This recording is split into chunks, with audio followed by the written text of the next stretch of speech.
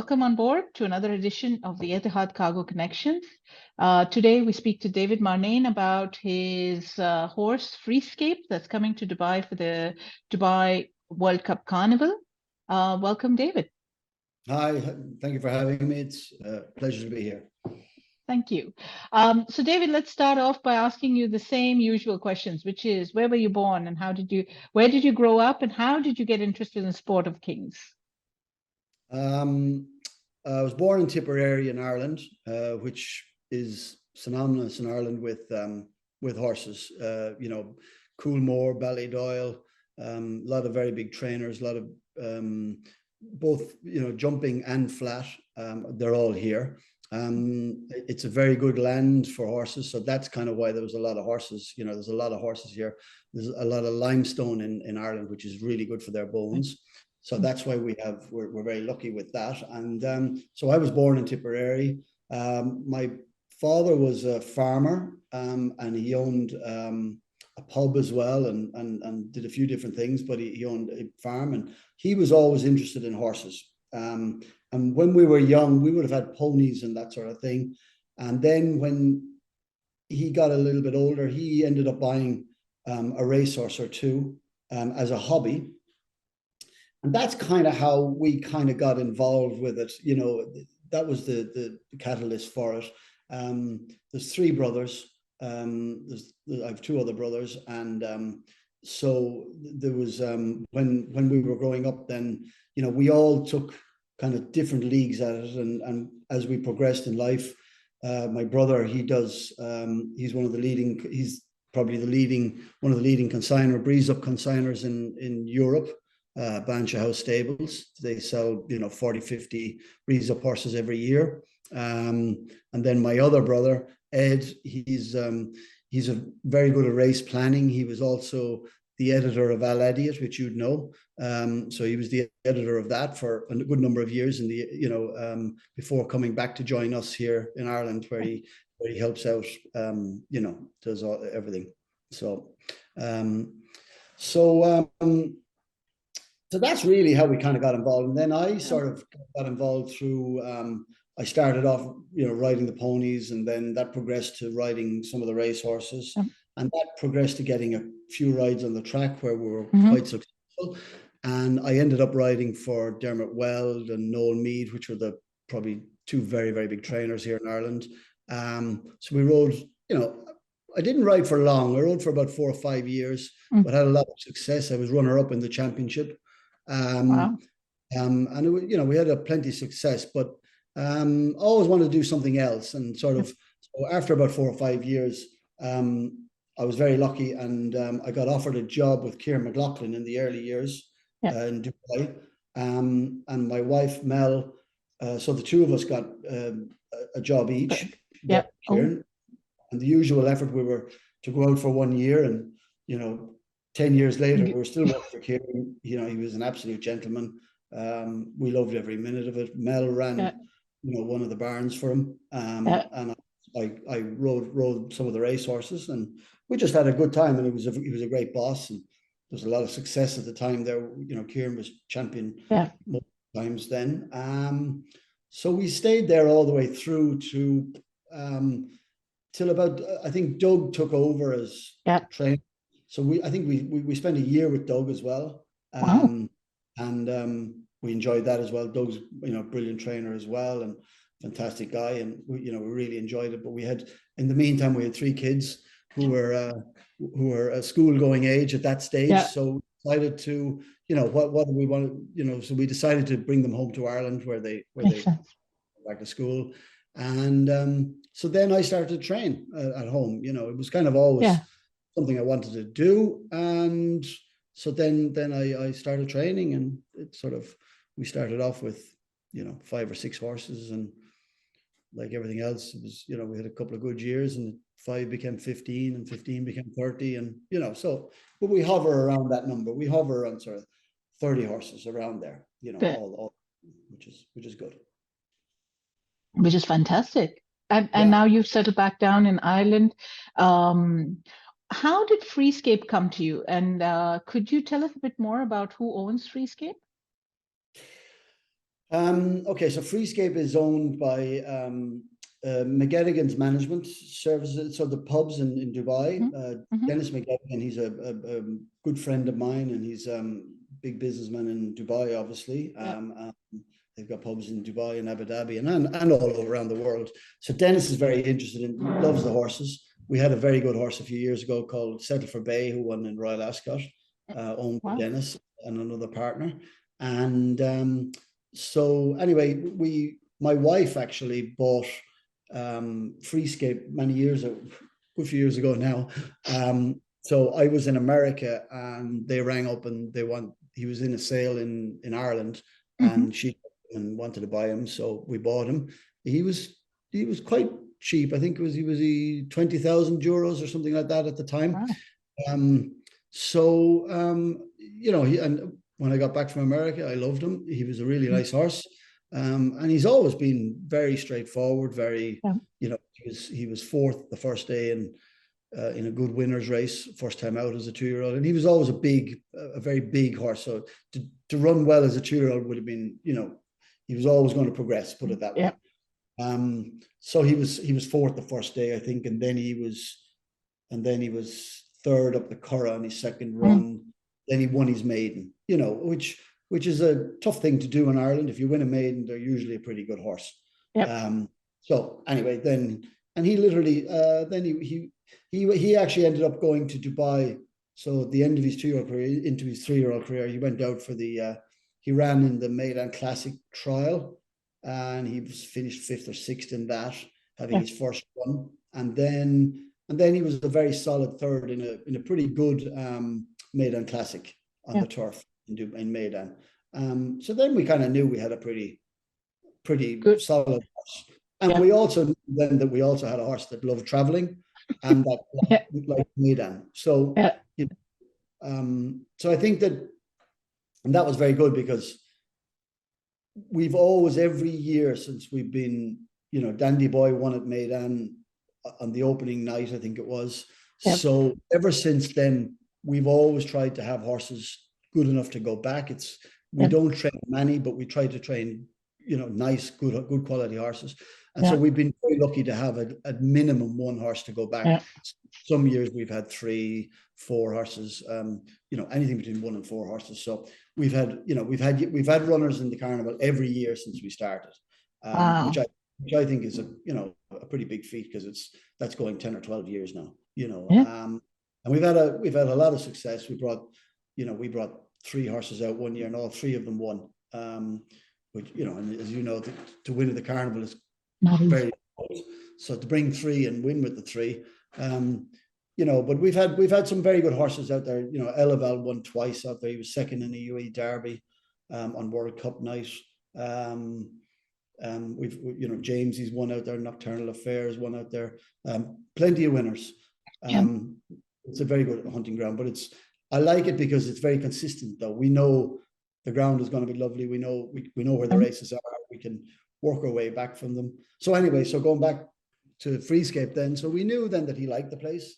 And then that's basically it then. So he came home, and we kind of train him every year for, his game revolves really around Meydan, you know, as opposed to Ireland. He comes home, he might have a run or 2 in Ireland, but in reality, we gear him at Dundalk just Christmas to keep him.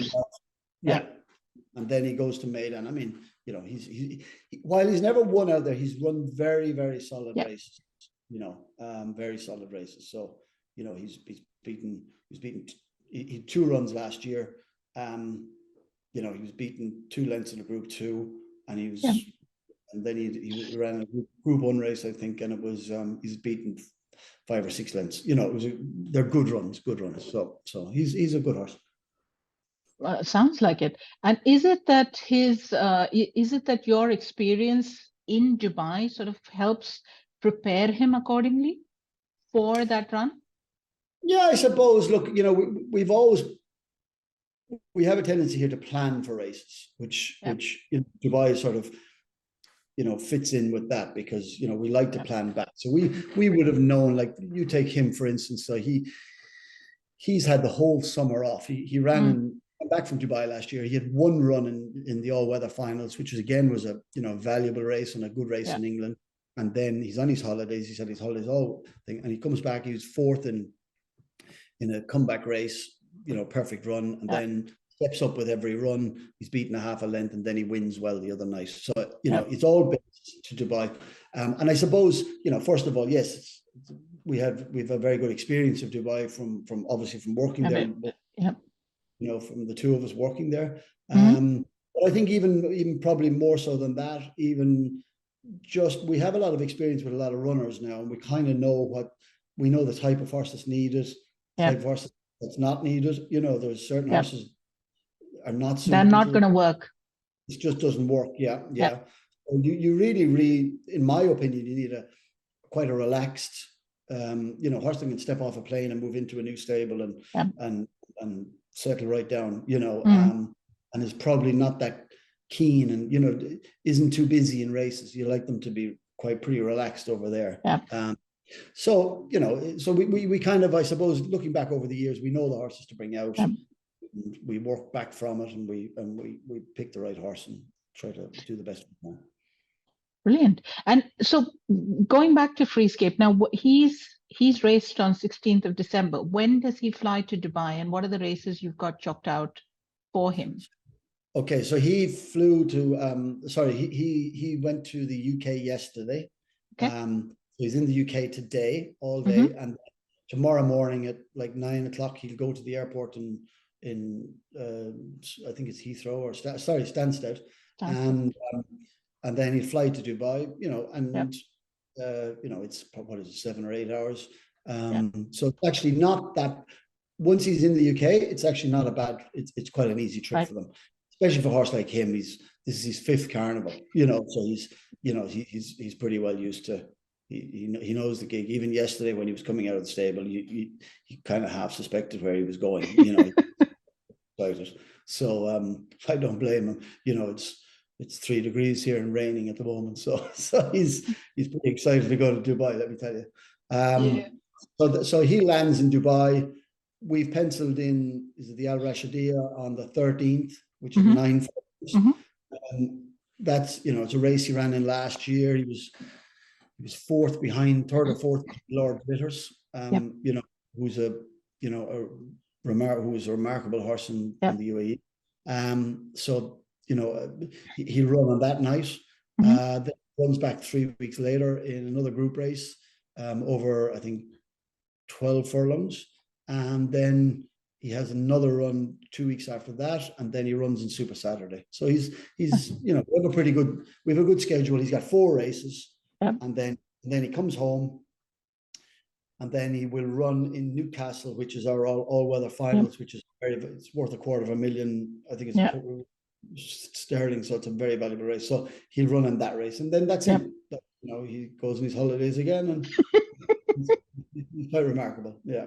So, well, you've certainly proven the point that you planned the whole thing out right up till December next year. Yeah. Well, I mean, and he it was great that he won the other night. It was a 25,000 euro race or whatever it was, and it pays for his trip over, and but it just showed us that he was really well. He made the running. He doesn't normally do that, but he was very happy in front, and he bounded away. He carried, I don't know what it is in kilos, but he carried 10 stone 4 pounds, which is a lot of weight. Right. A lot of what it is in kilos, but it's the most we'd ever have here now. And for him to win 4 lengths going away, it's a good sign of him anyway. Yeah, it's an incredible sign. 4 lengths isn't easy for any horse. Not in a handicap and not carrying that sort of weight. So no, and he was drawing away at the end. So he was in good form. Fantastic. Now, when you pick horses for Dubai, is it only the physical appearance, or do you look at pedigree as well? I mean, are there certain kinds of horses that you kind of lean towards? I don't think pedigree is, no, because it's to be fair, it's a very, first of all the European horses really with us will only run on the turf. Yeah.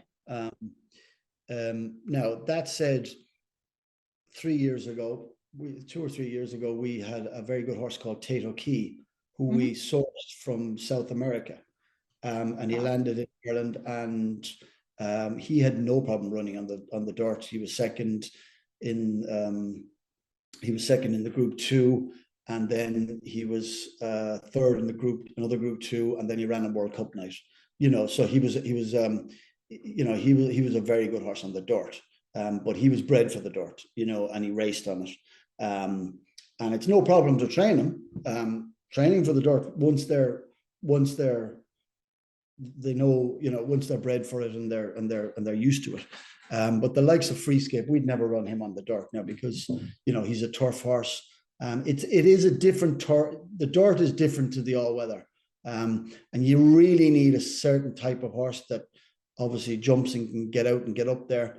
The European horses if they miss the break at all, and it's not even that they miss the break, if they don't have that early speed to get out of the kickback, they've never used to it before, and it's likely that they're not, like even the European horses that do act on it, that are trained locally, they usually take a year to nearly acclimatize. They really need a year where they run and have a couple of races and come back then the next year, and then they kind of get it. But anyway, so I suppose with us, we're really looking for just the turf. So no major pedigree influences really, only just, I suppose, that they would want fast ground. As I said, you're looking for preferably a horse with a bit of size and scope. They have to have the ability. It's as simple as, at the end of the day, they, whether they're big or small or, whatever, they have to have the ability. There's probably no point in going out, if you're a 105 horse and you're not quite, you need to be as good as you're going out, if you know what I mean. They need to be slightly better than even their mark, especially if they're running in the handicaps. Charlie has a lot of very unexposed horses in the handicaps, so they're tough to take on. Now they can be taken on, I wouldn't fear them, but they're unexposed horses, and a lot of them Debawis who are monsters. And but still, as I said, look, we've had a lot of winners there. I find a lot of horses improve out there. When they're trained for there, we find that that they might run whatever way in January, but by the time they get to March, they've found 10 pounds or maybe more sometimes. I remember when Eleval came out.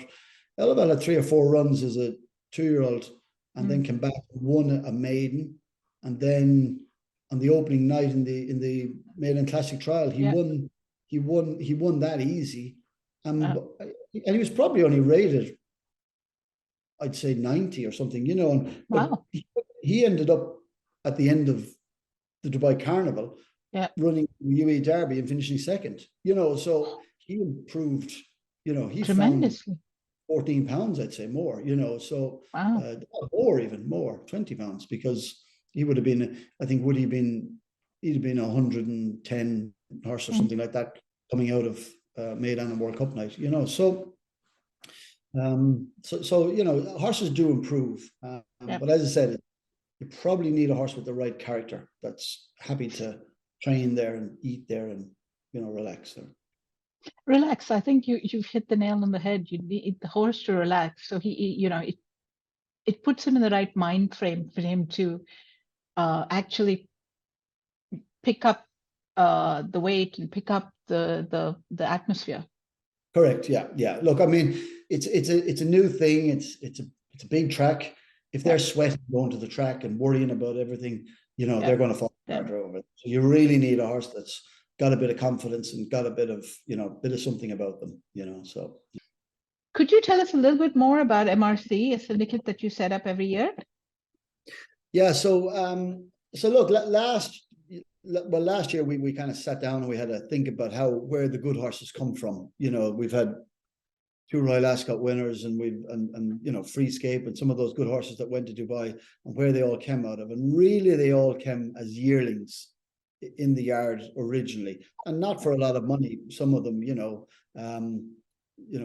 with varying amounts of money, but all in or around anything from sort of 10 grand up, 10,000 euros up to 40,000 euros. That was the core of it. So we decided you know, what was the best vehicle to get those sort of horses in around the yard. And we felt that there's a couple of us, and we pulled together and we set up a thing called MRC, which is Marnane Racing Club. So basically what we did was we tried to get a collection of maybe, you know, a large number of horses. So we got 20 horses last year. Now we ended up not buying 20, we ended up buying 19, but you know, you get the concept that it's a large number of horses. So, and basically, you know, I took 20% of them. Another partner with me took another 20%. Few other people took 5%. Sorry, another person took 20% as well. And then we split the rest of the shares, you know, down to 1% shares. And so we launched this, and we had there was a great response. I was really, you know, listen, we were hoping for it, but we were really surprised that it came from everywhere. We have owners who are involved in MRC. So you own a part of all of the horses. They're all one entity, you know what I mean? And so, I mean, we've had people from Australia and America and Ireland and England, obviously, the Bahamas, but we also have plenty of people in Dubai and Bahrain, which was quite interesting. Now, I suppose my connections out there, we go back there every year, obviously, but also we've friends there, and so there was a good word of mouth, and we just a good few people came on board, and so it was a great success last year. We had we had a very good filly called Lady Tilbury, who she was second first time out, and then she won, and then she won her maiden very easy, and then she won her winners race very easy, and she was third choice for the Queen Mary in Royal Ascot, you know, and she only cost 18,000 as a yearling. So she was a big success, and now she was unplaced in the Queen Mary. She was 8th or 9th, but she ran really well.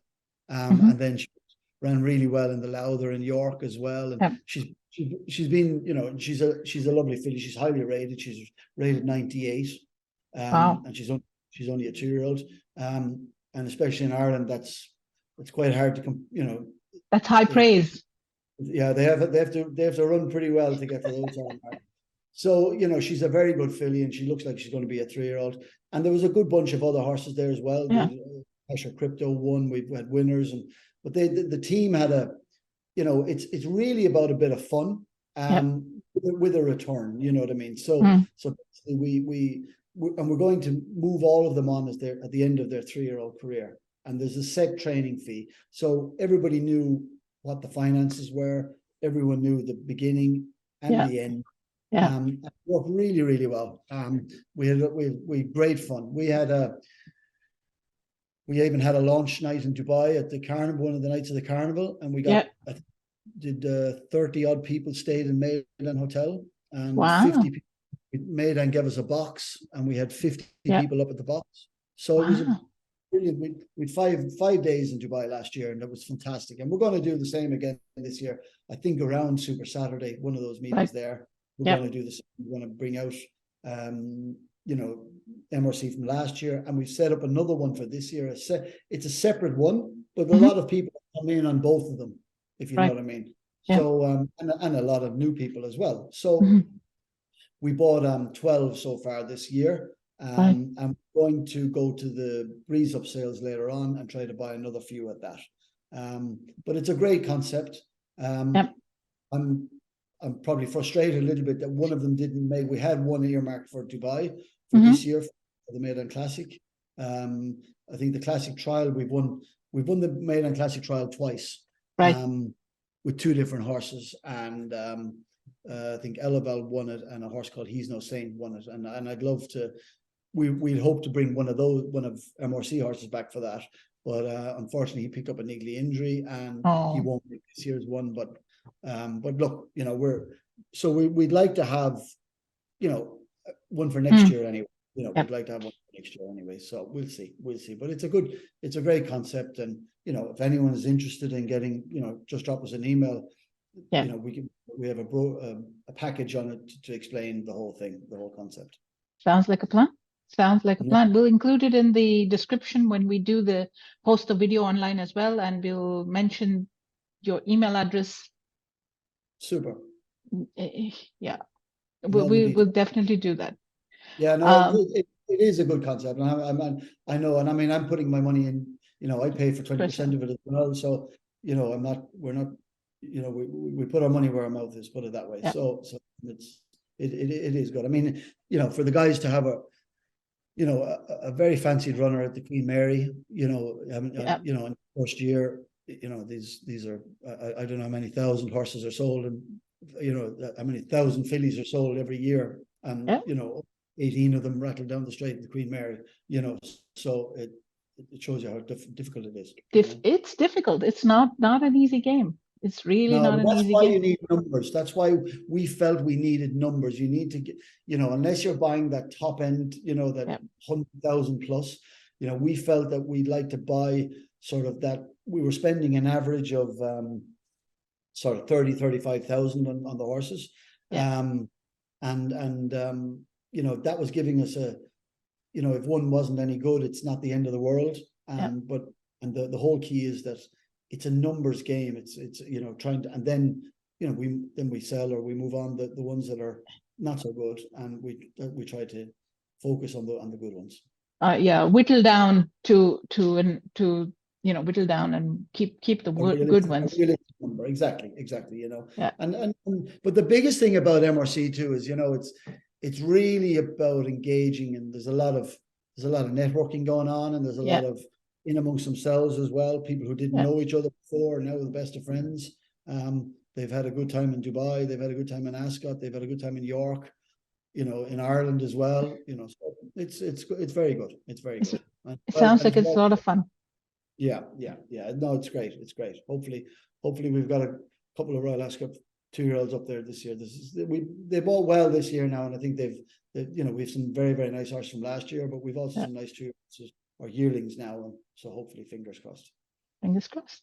Now, last question. What's a race that you really want to get to win? You've been here for such a long time to win in this region. What's one race that you'd really like to sort of say, career triumph? This is a race I want to win in Dubai at some point. Yeah, I suppose. Look, in Europe, it's Royal Ascot, and I suppose if you're talking about Dubai, it's definitely World Cup night. As I said, we were second in the UAE Derby. To bring over 3-year-old and to be touched off in that race by Aidan O'Brien, I might add, who's also from Tipperary. So that was a bit of a kick. But but I suppose any race on World Cup night, I would love to have won. Funny, Tate O'Key was an interesting one because we got him in from South America, and he ran really well there behind, drafted 2 or 3 times, and it was top level racing, and it was on the dirt. I'd love to train a winner, on dirt, just for the heck of it. Just for the heck of it, because it's